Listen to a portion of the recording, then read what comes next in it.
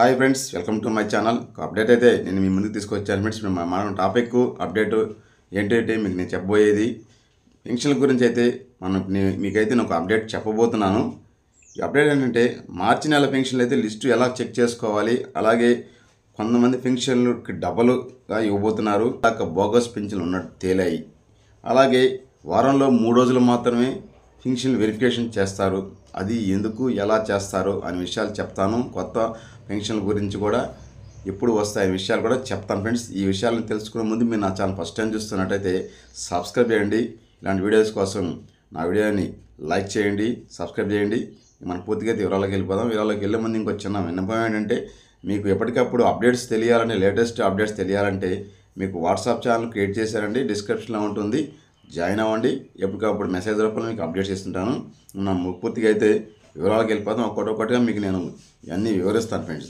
ఇప్పుడు మనం పెన్షన్ మార్చి నెల పెన్షన్కి అయితే మనకైతే ఒక సమాచారం ఏంటంటే, ప్రతి నెల 1వ తారీఖున పెన్షన్ని 6 గంటలకి 5:30కు వచ్చి 6 గంటలకి ఇవ్వడం అలా జరుగుతుంది. మన సీఎం చంద్రబాబు నాయుడు గారు ఈ సచివాలయం ఉద్యోగాలు వాళ్ళ ఇబ్బందులను దృష్టి పెట్టుకొని ఉదయాన్నే 6 గంటలకు ఇవ్వాల్సిన పని లేదు, 7 గంటలకు ఇవ్వండి. కాకపోతే పూర్తి స్థాయిలో సాయంత్రం కల్లా 5-6 లోపల, సాయంత్రం 6-5 లోపల, 6 లోపల అంతా పూర్తి చేసేయండి. మీరు 6 గంటలకు వెళ్ళాల్సిన అవసరం లేదు, 7 గంటల నుంచి అయినా ఇవ్వండి. కాకపోతే ప్రతి ఇంటికి వెళ్ళి ఇవ్వాలి. జియో ట్యాగింగ్ చేస్తున్నారు కాబట్టి ప్రతి ఒక్కరింటికి వెళ్ళి ఇవ్వాలి.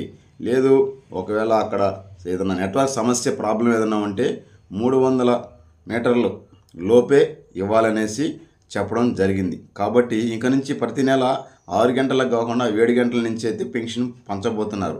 కాబట్టి 7 గంటల నుంచి అయితే పెన్షన్ ఇవ్వబోతున్నారు. కాబట్టి పెన్షన్ మార్చి నెల కూడా అదేవిధంగా జరుగుతుంది. అలాగే లిస్టు అనేది పెన్షన్ లిస్టు, మీ లిస్టు ఎవరికైతే దివ్యాంగుల పెన్షన్లు వెరిఫికేషన్ చేస్తున్నారో ఆ పెన్షన్ వెరిఫికేషన్ అయిపోయిందండి, మాకు ఇంకా లిస్టు రాలేదు, మా పేరు ఉందా లేదా అనేసి చాలామంది కూడా సందిగ్ధంలో ఉన్నారు.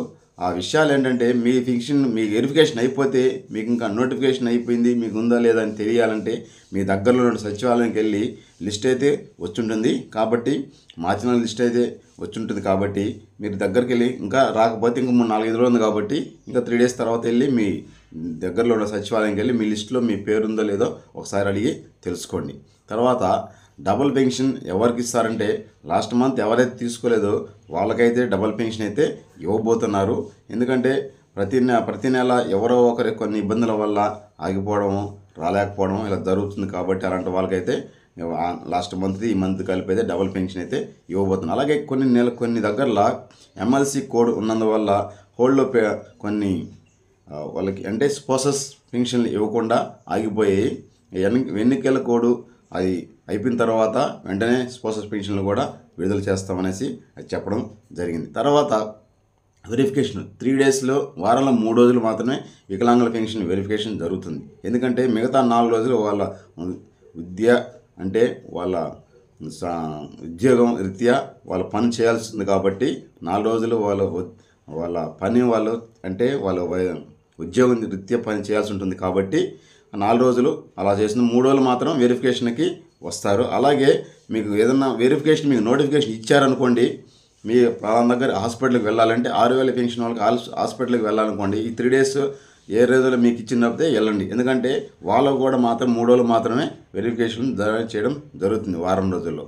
ఎందుకంటే వాళ్ళు జాబ్ రీత్యా కూడా వాళ్ళు చేయాల్సి ఉంటుంది. కాబట్టి వాళ్ళకు కూడా 3 రోజులు మాత్రం వెరిఫికేషన్ చేస్తారు. కాబట్టి మీకు ఇచ్చినటువంటి డేట్ని మీరు వెళ్ళి ఖచ్చితంగా వైద్య పరీక్షలు అయితే చేయించుకోండి ఫ్రెండ్స్.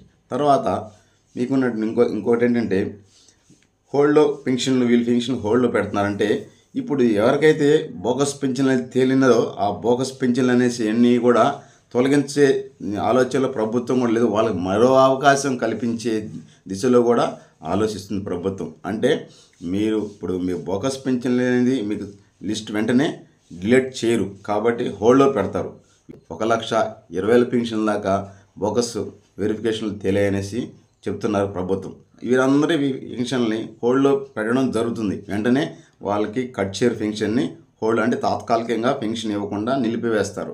మీకు ఎవరికైనా వెరిఫికేషన్ జరిగి హోల్డ్లో పడింది అనుకోండి, మీరు దాని తగ్గ సర్టిఫికేట్లు కానీ జిరాక్స్లు కానీ మీరు కానీ ప్రభుత్వానికి మండల ఆఫీసుల్లో లేదా సచివాలయాల్లో మీకు వెరిఫికేషన్ ఎవరికైతే వచ్చారో వాళ్ళ దగ్గరికి వెళ్ళి మీరు మళ్ళీ కానీ సబ్మిట్ చేసినైతే తర్వాత మళ్ళీ దాన్ని వెరిఫికేషన్ చేసి మీ పెన్షన్ మీకు ఇవ్వడానికైతే వీలుంటుంది. కాబట్టి ఎవరికైతే బోగస్ పెన్షన్లు తెలియో వాళ్ళకి మరో అవకాశం కల్పించే దిశగా కూడా ప్రభుత్వం ఆలోచిస్తుంది. వెంటనే తొలగించే ఆలోచనలు కూడా ప్రభుత్వం లేదు. కాబట్టి వాళ్ళ పెన్షన్లు ప్రస్తుతానికైతే హోల్డ్లో పెట్టబోతున్నారు. ఈ సమాచారం అయితే మనకైతే తెలిసింది. కాబట్టి ఈ సమాచారం అలా ఉంది. ఇంకా కొత్త పెన్షన్ల విషయానికి వస్తే కొత్త పెన్షన్లకైతే ప్రభుత్వం ప్రస్తుతానికైతే కొత్త పెన్షన్ల విషయం అయితే ఎక్కడ ఎత్తడం లేదు. బహుశా ఇప్పుడు నెక్స్ట్ మంత్ వచ్చే నెలలో కొత్త రేషన్ కార్డుల సంగతి అయితే మనకు అప్డేట్ ఇచ్చారు. కాబట్టి ఆ రేషన్ కార్డుల సంగతి అయిన తర్వాత కొత్త పెన్షన్లు ఇచ్చే ఆలోచనలో ప్రభుత్వం ఉండొచ్చేమో అనేసి అయితే చిన్న సమాచారం అనేది నేను చెప్తున్నాను. అంతేనండి ఫ్రెండ్స్.